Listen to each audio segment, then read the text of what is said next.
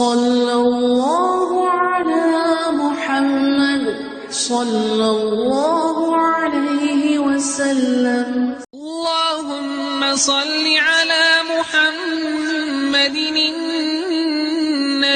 الأمي وعلى آله وسلم تسليما.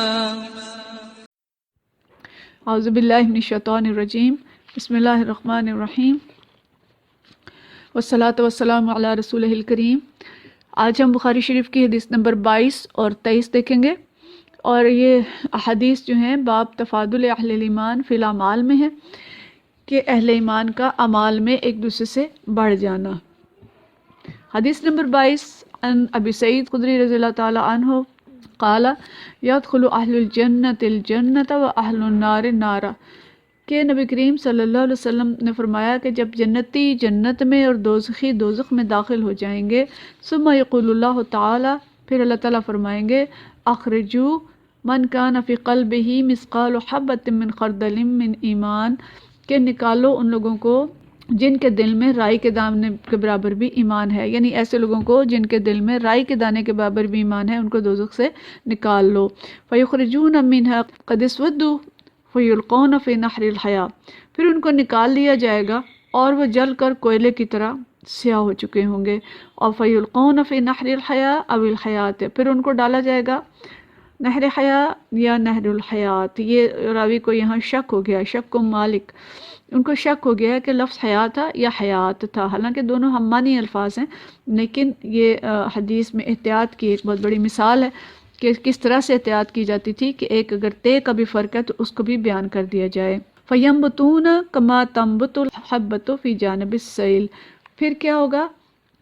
کہ اس وقت کو دانے کی طرح اگ آئیں گے جس طرح ندی کے کنارے دانے اگتے ہیں.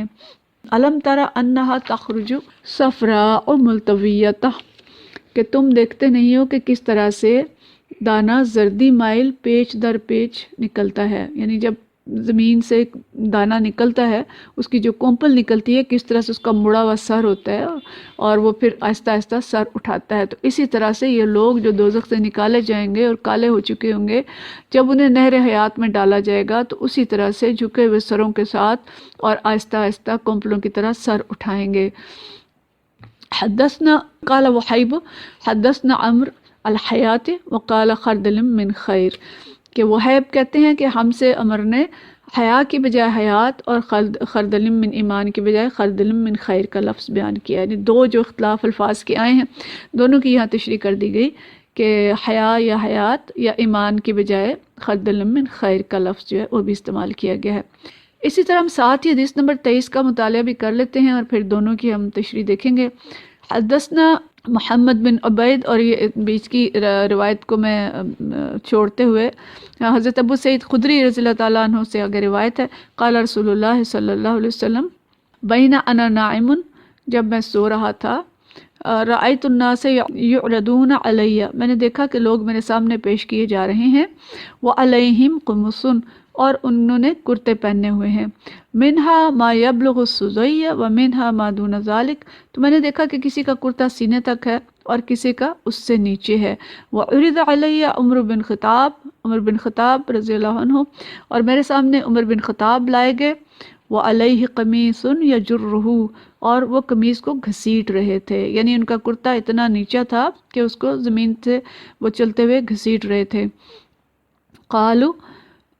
فما اولت ذالک یا رسول اللہ صلی اللہ علیہ وسلم، فما اولت ذالک یا رسول اللہ، کہ آپ نے اس کی کیا تعبیر کی؟ قال الدین، فرمایا اس سے مراد دین ہے. تو یہ دو احادیث ہے باب تفاضل کی کہ ایمان والے جو ہیں کس طرح سے ایمان میں ایک دوسرے سے بڑھیں گے اور ان کے درجے کس طرح کے ہوں گے. تو یعنی سمپل سی بات یہ ہمیں معلوم ہو رہی ہے کہ ایمان کے درجات ہوں گے اور اسی طرح سے جنت میں اور دوزخ میں بھی درجات ہوں گے. ایمان کے درجات کیسے ہوتے ہیں، کیسے بڑھتا ہے ایمان؟ کہ اعمال کی کمی بیشی جو ہے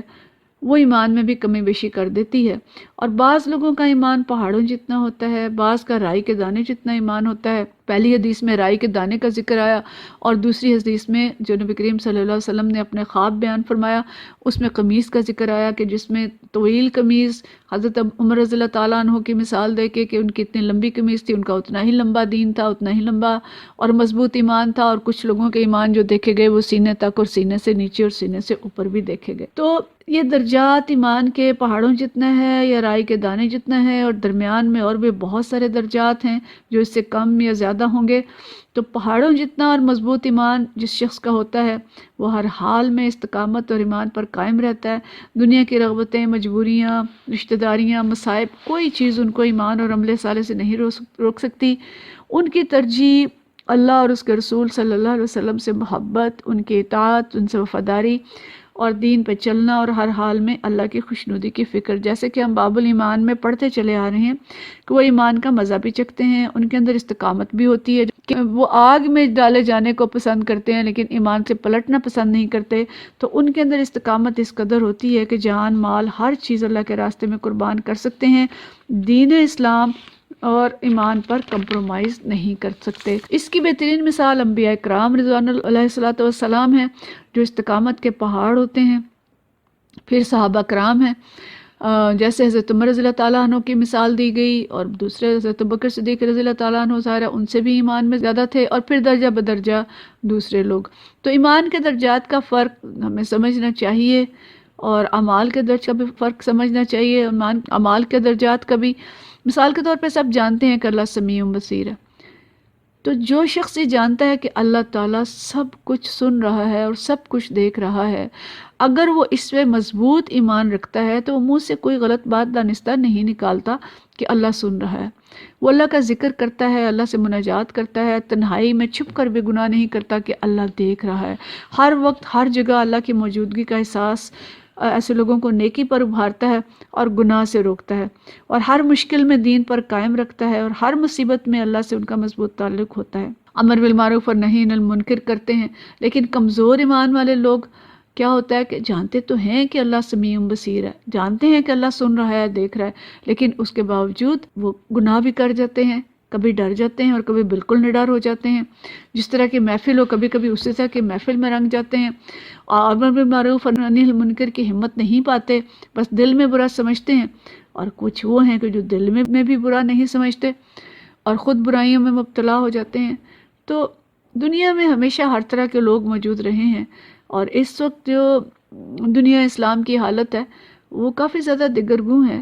اور اگر ہم دیکھیں کہ ایمان ہے، مومن ہیں، نمازی ہیں، لیکن اخلاق اور کردار مثالی نہیں ہیں۔ بعض دفعہ ایمان ہے لیکن نماز بھی نہیں ہے، اور اخلاق اور کردار بھی انتہائی خراب ہے، رشوت، چوری، ڈاکہ سب کچھ ہو رہا ہے لیکن مسلمان بھی ہیں۔ تو ان حدیث سے ہمیں یہ معلوم ہوتا ہے کہ ایمان کے باوجود گناہ ہو سکتا ہے، اور گناہ گار بھی جنت میں ان دی اینڈ داخل ہوں گے اگر ان کے دل میں رائی کے دانے کے برابر میں ایمان ہے۔ لہٰذا ہم ہر گناہ گار کو کافر نہیں کہہ سکتے، لیکن یہ بہرحال سوچنے کی بات ہے کہ گناہ گار اگر توبہ نہیں کرتا اور قیامت والے دن اس کے گناہوں کا پلڑا بھاری ہو جاتا ہے اور نیکیاں جو ہیں وہ کم رہ جاتی ہیں، تو اسے سزا بھگتنی پڑے گی، الا یہ کہ اللہ اپنی رحمت خصوصی سے کسی کو معاف کر دے۔ خاص طور پہ جو کبائر کے مرتکب ہیں اور توبہ نہیں کرتے، ان کو گناہوں کی سزا بھگتنی پڑے گی۔ شرک تو کبھی معاف نہیں ہوگا، اسی طرح سے والدین کی نافرمانی، سود کھانا، زنا، قتل اولاد، ناپ تول میں کمی، جان بوجھ کر عہد شکنی کرنا، یتیموں کا مال کھانا، اللہ کے راستے سے روکنا، یہ ساری چیزیں ہوں گی جو کہ دوزخ میں لے جانے کا باعث بنے گی۔ بعض جگہوں پر قرآن پاک میں اللہ تعالیٰ نے نماز نہ پڑھنے اور مسکین کو کھانا نہ کھلانے پر بھی دوزخ کی وعید جو ہے وہ دی ہے، جیسا کہ سورہ مدثر میں ہے کہ جب دوزخ میں جانے والوں سے پوچھا جائے گا کہ ما سلککم فی سقر، کہ تمہیں کون سی چیز دوزخ میں لے گئی، تو وہ کہیں گے لم نک من المصلین، ہم نماز پڑھنے والوں میں سے نہ تھے، ولم نک نطعم المسکین، اور ہم مسکین کو کھانا نہیں کھلاتے تھے، وکنا نخوض مع الخائضین، اور ہم حق کے خلاف باتیں منانے والوں کے ساتھ مل کر باتیں مناتے تھے۔ بڑی خوفناک آیات ہیں یہ۔ تو ان حدیث سے ہمیں معلوم ہوتا ہے کہ ایسے لوگ ایمان کے باوجود دوزخ کا عذاب دیکھیں گے۔ ایک عرصے تک دوزخ میں جلتے رہیں گے۔ پھر اس حدیث کے مطابق جن کے دل میں رائی کے دانے کے برابر ایمان ہوگا، اللہ پاک کے حکم سے انہیں نکال دیا جائے گا، وہ جل کر کوئلے کی طرح سیاہ ہو چکے ہوں گے۔ کبھی بھنی ہوئی سری دیکھی ہے، بھنے ہوئے پائے دیکھے ہیں، سری پائے، یعنی اس طرح سے بھنے ہوئے سر ہوں گے اور جل کر کوئلہ کی طرح ہو چکے ہوں گے۔ اللہم اجرنا من النار، اللہ ہم سب کو دوزخ کی آگ سے بچائے۔ اور پھر اللہ تعالیٰ مہربان ہوگا، ان کو نکالا جائے گا، زندگی کی نہر میں یا بارش کے پانی میں ڈالے جائیں گے، اور پھر وہ ندی کے کنارے اگنے والے پودوں کی طرح، کومپل کی طرح نکل آئیں گے اور کھڑے ہو جائیں گے۔ یہ اللہ کی رحمت ہوگی، لیکن دوزخ کی آگ دنیا کی آگ سے 70 گنا زیادہ تیز ہے۔ یہاں ہم روٹی کی بھاپ برداشت نہیں کر سکتے، کسی پہ گرم پانی گر جائے، دودھ گر جائے تو شدت برداشت نہیں ہوتی، تو اس امید پر گناہ کرنا کہ آخر کار دوزخ سے نکل آئیں گے، بڑی بڑی بے خوفی ہے اور بہت بڑی جسارت ہے۔ آج ہمارے پاس وقت ہے کہ اپنے ایمان کی آبیاری کی فکر کریں اور قرآن و حدیث سے تعلق مضبوط کریں، صحبت صالحہ اختیار کریں، کھلے چھپے ہر طرح کے گناہوں سے بچیں، بلکہ یہ معلوم تو کریں کہ گناہ کیا کیا ہیں۔ اور اس وقت تو المیہ یہ ہے کہ گناہ اور نیکیاں مکس ہو چکی ہیں اور پیمانے بدل چکے ہیں، کچھ معلوم نہیں ہو رہا کہ کیا گناہ ہے کیا نیکی ہے، کیونکہ ہمارا جو منبع ہے، جو سورس ہے ایمان کا، اس سے ہم کٹے ہوئے ہیں، ہم آکسفورڈ، ہارورڈ اور پتہ نہیں کن کن چیزوں سے ہدایات حاصل کر رہے ہیں اور اللہ کے دین سے ہم دور ہیں۔ تو آج ہم معلوم کر لیں کہ کیا گناہ ہے اور کیا ثواب ہے اور کیا صحیح ہے اور کیا غلط ہے۔ بہت عزیز بہنوں، جہنم کی آگ بہت شدید ہوگی، جہنم میں سانپ اور بچھو اور کھولتا ہوا پانی اور پیپ اور لہو ہوگا، چیخ و پکار ہوگی، درد اور تکالیف ہوں گی۔ آج فکر کر لیں، آج سامان کر لیں آگے کے لیے، اور اللہ سے دعا مانگ لیں، ربنا اصرف عنا عذاب جہنم ان عذابها کان غراما، کہ اللہ ہمیں عذاب جہنم سے دور کر دے، عذاب جہنم کو ہم سے دور کر دے۔ یہ بڑا جان کا لاگو عذاب ہے، کل کا کوئی علم نہیں کہ کل ہمیں موقع ملے گا کہ نہیں ملے گا۔ کل ہی کی بات ہے نا، یہ جو جہاز کریش ہوا اور جو تصاویر واٹس ایپ پہ ہم نے دیکھی، کیسے خوبصورت سجے سنورے چہرے ایئر ہوسٹسز کے، پائلٹس کے، دوسرے لوگوں کے، جیتے جاگتے خوبصورت انسان لمحوں میں جل بھن کر فضا میں بکھر گئے اور چیتھڑے بن گئے۔ انہی لوگوں میں جو ایمان اور عمل صالح رکھتے تھے وہ تو جنت میں چلے گئے ہوں گے، اور جن کے پلڑے ہلکے رہے، اللہ معاف کرے، اللہ معاف کرے، ان کی قبر بھی دوزخ کے گڑھوں میں سے گڑھا ہوگی۔ تو آج موقع ہے کہ نیکی میں ایک دوسرے سے آگے بڑھنے کی فکر کریں۔ باب الایمان کا یہ باب ہی ایک دوسرے سے آگے بڑھنے کا باب ہے، اور اس میں ایمان والوں کی مسابقت اور ان کے کرتوں کی لمبائی اور ان کی نیکیوں کی لمبائی اور ان کے ایمان کے درجات کا ذکر ہے۔ اس لیے ہمارا پیارا رب قرآن میں طرح طرح سے ہمیں مخاطب کرتا ہے۔ کہیں اللہ تعالیٰ فرماتا ہے کہ سابقوا الی مغفرۃ من ربکم وجنۃ،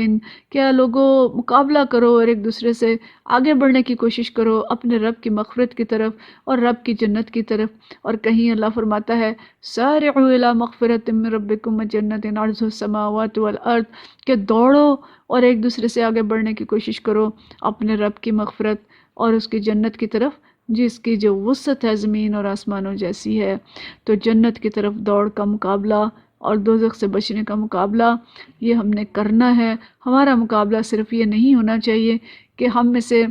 کس نے ٹاپ کر لیا ایک ایگزام میں، یہ بھی کریں، اللہ تعالیٰ اسے منع نہیں کرتا، لیکن صرف یہ نہ ہو، اس کے ساتھ ساتھ مقابلہ دنیا کے ایگزامز میں آگے بڑھنے، دنیا کی دوڑ میں آگے بڑھنے، دنیا کے جو اثاثے ہیں وہ آگے بڑھانے کے ساتھ ساتھ ہمارا مقابلہ جو ہے وہ جنت کی طرف آگے بڑھنے کا اور دوزخ سے دور ہٹنے کا ہو۔ آج ہم اتنا فخر کرتے ہیں کہ میرے بیٹے نے 8 A's لے لیے اور اتنے A's لے لیے، اس نے فرسٹ ڈویژن لے لی اور اس نے یہ حاصل کر لیا اور وہ حاصل کر لیا، تو اس دن کی بھی ہم فکر کریں کہ اس دن میرا بیٹا، میرے بچے، ہم جنت میں کن درجات میں ہوں گے۔ اللہ نہ کرے کہ ہم ان لوگوں میں ہوں کہ جو خدا نخواستہ جن کو ان دی اینڈ نکال کے اور جن کی جلی ہوئی کھوپڑیوں کو پھر پانی میں ڈالنا پڑے۔ وقت بہت کم ہے، زندگی بہت مختصر ہے، آئیے ہم سب علم دین حاصل کریں، علم سیکھیں، اچھے لوگوں کی صحبت میں رہیں اور نیک اعمال میں ایک دوسرے سے بڑھنے کی کوشش کریں، اور دیکھیں کہ کون جنت میں پہلے داخل ہوتا ہے اور کون جنت کی وسعت زیادہ سے زیادہ حاصل کرتا ہے۔ یہاں پہ ایک مسابقت ہم دیکھیں کہ صحابہ کرام رضوان اللہ اجمعین ہر چیز میں مسابقت کرتے تھے۔ حضرت عمر رضی اللہ تعالیٰ عنہ اور حضرت ابوبکر صدیق رضی اللہ تعالیٰ عنہ تو بہت ہی مقابلہ کرتے تھے کہ ایک دوسرے سے آگے بڑھ جائیں۔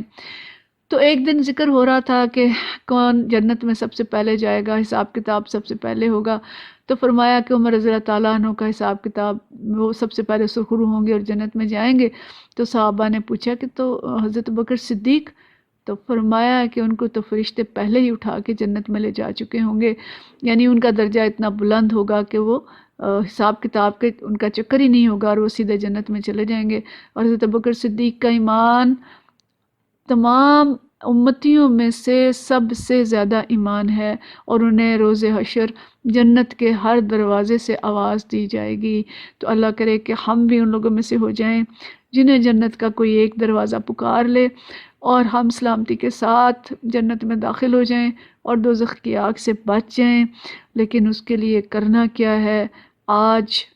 وقت ہے، آج دنیا دارالعمل ہے اور آخرت دارالجزا ہوگی۔ جتنے مقابلے ہم یہاں کرتے ہیں اس کی کوئی پرسنٹیج اپنے لیے طے کر لیں، اور آخرت میں سب سے آگے بڑھنے کی، نبی کریم صلی اللہ علیہ وسلم کی قربت کی، صحابہ کرام کی قربت کی، اور جنت میں اللہ کے قریب گھر لینے کی کوشش کریں، اور دوزخ سے بچنے کی کوشش کریں، اور دعا کریں اللہم ادخلنا الجنت بغیر حساب، اللہ تعالی ہمیں جنت میں بغیر حساب کتاب کے داخل کر دے۔ اللہم اجرنا من النار، اللہ ہمیں دوزخ کے عذاب سے، آگ کے عذاب سے بچا لے۔ اللہ ہم سب سے راضی ہو جائے اور ہم سب کو اس مسابقت کی توفیق عطا فرمائے۔ وآخر دعوانا ان الحمدللہ رب العالمین۔ صلی اللہ علی محمد صلی اللہ علیہ وسلم۔